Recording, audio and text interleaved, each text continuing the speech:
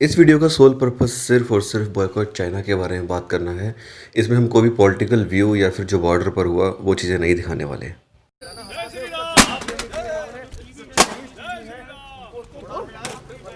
अरे भाई उठा के दोबारा दे मारो यार, दोबारा उठा के। तो देखा आप लोगों ने क्या दिखाया इस वीडियो में। पहले हमने सामान लिया, खरीदा और फिर उसको तोड़ दिया जब बॉयकॉट चाइना की बारी आई। क्या ऐसे ही हमें बॉयकॉट चाइना करना है? अगर हमें ऐसे बॉयकॉट चाइना करना है तो आई थिंक ये चीज़ सही नहीं होगी। हमारी जो ये वीडियो है वो इसी चीज़ पे बेस है कि अगर बॉयकॉट चाइना हम करते हैं तो कैसे करना चाहिए, और इस समय बॉयकॉट चाइना के लिए हमें क्या मुद्दे हैं जो उठाने चाहिए और किस तरह से स्टेप बाय स्टेप इसको करना चाहिए। भारत में हर साल कोई ना कोई ट्रेंड आता है, चाहे वो स्वदेशी अपनाए, चाहे वो पाकिस्तान को पानी ना देना हो, चाहे चाइनीज़ लड़ियाँ हो, या फिर कटी हुई जीन्स पहनना हो, चाहे कुछ भी हो, एक नया ट्रेंड आता है और लोग पागल हो जाते हैं। अब बात करते हैं कि इस वीडियो में हम आपको क्या दिखाना चाहेंगे, और ये वीडियो स्टार्ट करते हैं। हेलो एवरीवन, स्वागत है आपका सिक्के के दो पहलू के तीसरे एपिसोड में। और आज हम जैसे बात कर रहे हैं बॉयकॉट चाइना के बारे में कि बॉयकॉट चाइना क्या पॉसिबल है, उससे पहले जान लेते हैं कि ये ट्रेंड है क्या। दरअसल चाइना जो है वो एक डंपिंग पॉलिसी इस्तेमाल करता है, और 2016 में भी ये ट्रेंड आया था जब बॉयकॉट चाइना के नाम पर हमने बहुत हुड़दंग मचाया था, होर्डिंग्स लेके लोग खड़े हुए थे। और चाइना अपनी उन नीतियों की वजह से मार खाता है, या फिर उन नीतियों की वजह से आगे भी बढ़ता है, जिसमें वो कोशिश करता है कि हमारी जो सामान है वो तो बाहर जाए लेकिन बाहर का कुछ अंदर ना आए। जी हाँ दोस्तों, यही चाइना अपना रहा है। तो आइए दोस्तों अब बात करते हैं कि हम चाइना का बॉयकॉट एकदम से क्यों नहीं कर सकते। देखिए दोस्तों, पहले मैं आपको बता दूं कि जब भी ट्रेड की बारी आती है तो एक चीज़ होती है एक्सपोर्ट और एक होती है इंपोर्ट। इंडिया जिन टॉप 25 कंट्रीज़ को एक्सपोर्ट या इंपोर्ट करता है, उसके अंदर ट्रेड सरप्लस में हमारी 3 कंट्रीज़ हैं, यूके, यूएसए और नेदरलैंड्स। लेकिन जब बात आ रही आती है कि ट्रेड डेफिसिट की, जहाँ पे हम ट्रेड डेफिसिट है, इसका मतलब ये है कि हमारा एक्सपोर्ट कम है, इंपोर्ट ज़्यादा है, उसमें आती है चाइना, साउथ अफ्रीका और अन्य कंट्रीज़। और चाइना उसमें सबसे बड़ी कंट्री है जो इंडिया में सामान को एक्सपोर्ट करता है। अब अगर हम बात करें कि ये पॉसिबल क्यों नहीं है, तो सबसे पहले मैं बता दूं कि भारतीय आंकड़ों के हिसाब से भारत चाइना में 5% एक्सपोर्ट करता है, और भारत के अंदर चाइना का सामान 14% आता है, जो आंकड़ा बहुत बड़ा है। और इस आंकड़े को लेकर ही हम बोलते हैं कि चाइना इंडिया में सामान डंप कर रहा है। लेकिन चाइना के पर्सपेक्टिव से देखें दोस्तों हम, तो इसका बिल्कुल उल्टा है। चाइना में जो इंपोर्ट होता है इंडिया का सामान वो सिर्फ 1% होता है, और चाइना इंडिया में 3% एक्सपोर्ट करता है सिर्फ। तो अगर हम बॉयकॉट 100% करते हैं तो 3% का नुकसान होगा चाइना को दोस्तों, उससे ज़्यादा नहीं होने वाला। लेकिन हमारे जो व्यापारी हैं, साथ में जो लोग सामान बेचते हैं, जो दुकान वाले हैं, वो कहाँ जाएंगे? क्योंकि अगर आप बाहर निकलोगे और दुकानों पर जाओगे तो आधे से ज़्यादा सामान चाइनीज़ है। दूसरा पॉइंट दोस्तों, क्या इंडिया कैपेबल है इतनी मैन्युफैक्चरिंग करने के लिए जितना चाइना से सामान आ रहा है? आंसर होगा नहीं, क्योंकि इंडिया के अंदर मैक्सिमम सामान जो आता है वो बहुत कम रेट में आता है। इंडिया के पास अभी उतने स्किल्ड लेबर्स नहीं हैं, और जो मुहिम चलाई गई है इंडियन गवर्नमेंट की तरफ से, उसमें भी अभी इतनी ज़्यादा इन्वॉल्वमेंट नहीं है, इतनी ज़्यादा सपोर्ट नहीं है कि हम इतना ज़्यादा सामान बना सकें और उसको बेच सकें। साथ ही साथ दूसरी साइड अगर हम चाइना की बात करते हैं तो चाइना की सरकार क्या करती है? चाइना की सरकार उन्हें सब्सिडीज देती है एक्सपोर्ट करने के लिए, कि आप जाइए दूसरे कंट्री में जाकर के एक्सपोर्ट कीजिए, अपना सामान डंप कीजिए और हम आपको उसके लिए सब्सिडी देंगे। अगर हम बात करें हम प्राइसिंग की दोस्तों, अगर हम चाइनीज़ एसी की बात करते हैं और जापानीज़ एसी की बात करते हैं तो इसमें 3 गुना प्राइस का फ़र्क है।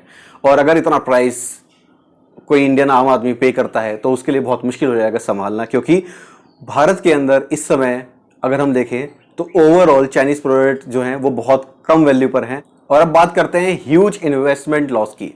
देखिए, अगर मैं अब आप मेरे स्क्रीन पे आप देख रहे होंगे 10 से ज़्यादा ऐसी कंपनी जिसके अंदर चाइना की बिलियन डॉलर्स की फंडिंग है, जिसमें पेटीएम हो गया, बिग बास्केट हो गया, जितनी भी ये बड़ी कंपनी होगी, पॉलिसी बाजार हो गई, इन सब में चाइना की फंडिंग है। अगर चाइना ने फंडिंग रोक दी तो आपको लगता है कि ये कंपनी सर्वाइव कर पाएंगी? और कितनी जॉब्स होंगी जो कि इंडिया में लॉस होंगी इस वजह से, ये पॉइंट भी हमें ध्यान में रखना होगा। CNBC TV 18 को इंटरव्यू देते हुए मारुति सुजुकी और बजाज ने बोला है कि जो ये बॉयकॉट चाइना की मूवमेंट ये ठीक नहीं है। क्यों? क्योंकि बहुत सारे चाइनीज़ सामान ऐसे इंपोर्ट करते हैं इंडिया में जो मारुति और बजाज के प्रोडक्ट्स में लगते हैं। तो जितनी बड़ी कंपनीज़ हैं उसके अंदर जो छोटे छोटे स्पेयर पार्ट्स जिसकी हम बात करते हैं वो भी चाइना से इंपोर्ट होते हैं। तो ऐसे में अगर हम इंडिया में ये चीज़ें बनाते हैं तो बनाने में बहुत ज़्यादा समय लग जाएगा, साथ ही साथ इसकी जो प्राइस होगी वो बहुत ज़्यादा हो जाएगी दोस्तों। तो ये वो पॉइंट्स है दोस्तों जिसके अंदर बताया गया कि एकदम से चाइना को बॉयकॉट करना क्यों पॉसिबल नहीं है। लेकिन जो चाइना ने हरकतें की हैं, क्या हम चाइना को बॉयकॉट करने के बारे में नहीं सोच सकते? सोच तो सकते हैं, लेकिन उसके लिए जानते हैं ये कुछ पॉइंट जो हमें इस समय करने होंगे। After the India-China face-off on the border, there has been a call to boycott Chinese goods. The Confederation of All India Traders, CATE, has announced that it is going to boycott all Chinese goods and has even appealed to celebrities not to endorse any Chinese goods. जब India में BJP की सरकार आई थी तो एक make in India project start हुआ था और मेक इन इंडिया इनिशिएटिव से हमने सोचा था कि ये चीज़ें प्रॉब्लम जो है ये सॉल्व हो सकती है। लेकिन कितने ऐसे प्रोजेक्ट होंगे जो आपको याद होंगे जो मेक इन इंडिया में बनाए गए हैं? जी हाँ दोस्तों, यही प्रॉब्लम है कि इंडिया के अंदर मैन्युफैक्चरिंग होना, साथ ही साथ रॉ मटेरियल सस्ते दामों पर लेना बहुत ज़रूरी है। तो हमें शुरुआत करनी होगी और सपोर्ट करना होगा MSME और SMEs को, जिनको कि हैवी सब्सिडीज दे करके हम प्रोत्साहित करें, मोटिवेट करें कि वो इंडिया में ही मैन्युफैक्चरिंग करें और चीज़ों को बनाएं। तो जब हम बात करते हैं प्रोत्साहन की हमारे MSMEs को या SMEs को, जिन्हें हम लघु उद्योग बोलते हैं, तो प्लीज़ अंडरस्टैंड कि ये जो चीज़ें हैं ये रूरल एरिया में ज़्यादातर होती हैं या फिर सेमी अर्बन एरिया में, जहाँ पर पावर की बहुत प्रॉब्लम होती है। पावर अवेलेबिलिटी 24/7 होना बहुत ज़रूरी है और अगर 24/7 पावर अवेलेबिलिटी होगी तो हमारी जो कॉस्टिंग होगी वो भी कम होगी और चीज़ें आराम से बन पाएंगी।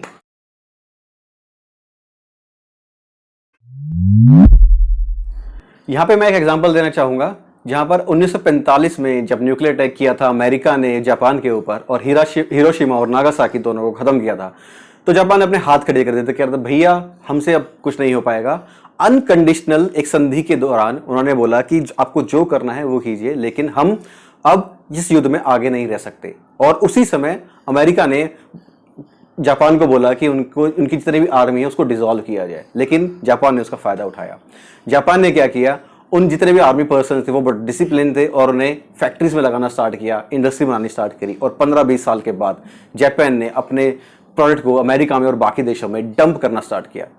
इस डंपिंग पॉलिसी से ही जापान जो था वो बहुत आगे निकल गया। और अगर हम अब बात करते हैं इंडिया और चाइना की, तो 1990 में इंडिया और चाइना की मैन्युफैक्चरिंग लगभग बराबर थी, ऑलमोस्ट सेम रेट पर थी, सेम प्राइस पर थी और जितनी भी चीज़ें थी वो ऑलमोस्ट इक्वल थी। लेकिन चाइना की 2012 में मैन्युफैक्चरिंग दोस्तों 22% हो गई और भारत की जो मैन्युफैक्चरिंग है पूरे वर्ल्ड में वो सिर्फ 2% है। ये इतना बड़ा गैप जो है ये कवर करना ही हमारी मेन प्रायोरिटी होगी। तो अब बात करते हैं कि ये फ़र्क आया कैसे।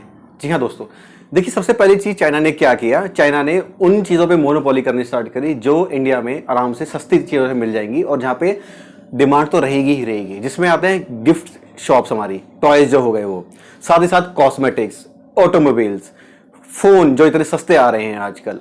ये सब जो चीज़ें जो थी, इसके साथ साथ चाइना ने इंडिया के अंदर फंडिंग करनी स्टार्ट करी बड़ी बड़ी कंपनीज के अंदर, ताकि उनकी जो मोनोपोली है वो बरकरार रहे।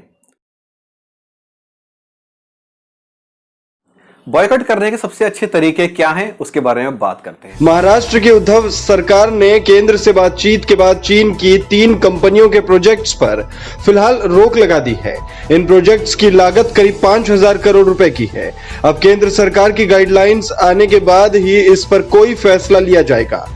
रिसेंटली अनाउंसमेंट हुई है कि इंडियन आर्मी कैंटीन्स के अंदर अब सिर्फ और सिर्फ स्वदेशी प्रोडक्ट जो होंगे वही होंगे, बाहर के प्रोडक्ट्स जो होंगे वो नहीं लाए जाएंगे।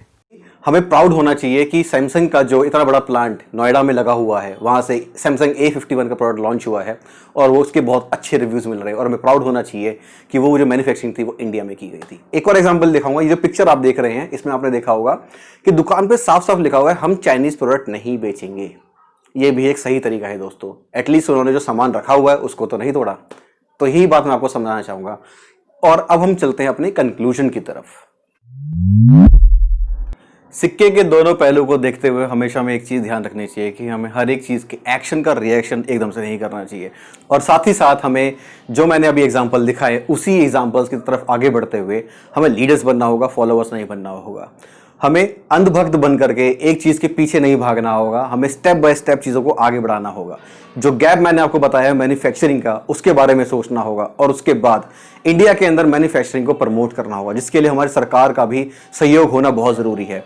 इस समय इंडिया के अंदर बहुत सारे ऐसे प्लांट्स हैं जो इंडिया में लगाए जा रहे हैं और हमें उनके लिए प्राउड होना चाहिए और हमें कोशिश करनी चाहिए कि हमारी सरकार को इस चीज़ में सपोर्ट करना चाहिए। जितना ज़्यादा एक्सपोर्ट हमारा बढ़ेगा उतना हमारा ट्रेड डेफिसिट कम होगा और हम आगे बढ़ेंगे। अगर आप अपने रूम का टूर करेंगे और आप देखेंगे कि कितने चाइनीज प्रोडक्ट हैं तो आपको आधे से ज़्यादा चाइनीज प्रोडक्ट दिखेंगे। इसके लिए आप बाहर जा करके उनको तोड़ना शुरू मत कीजिए, कोशिश कीजिए कि जो मैंने आपको एग्जांपल्स दिखाए उनकी तरफ आगे बढ़िए। तो यही मेरी आपसे फाइनल अपील थी। अगर आपको ये वीडियो पसंद आई हो तो इसको लाइक कीजिएगा, शेयर कीजिएगा, कमेंट कीजिएगा और हमारे चैनल को सब्सक्राइब कीजिएगा। साथ ही साथ मैं लास्ट वीडियो के लिए माफ़ी मांगना चाहूँगा कि उसके अंदर वॉइस थोड़ी सी कम हो गई थी। इसके अंदर मैं पूरी कोशिश करूँगा कि वॉइस जो हो वो प्रॉपर आपके पास आए ताकि आपको ये वीडियो देखने में मज़ा आए। धन्यवाद।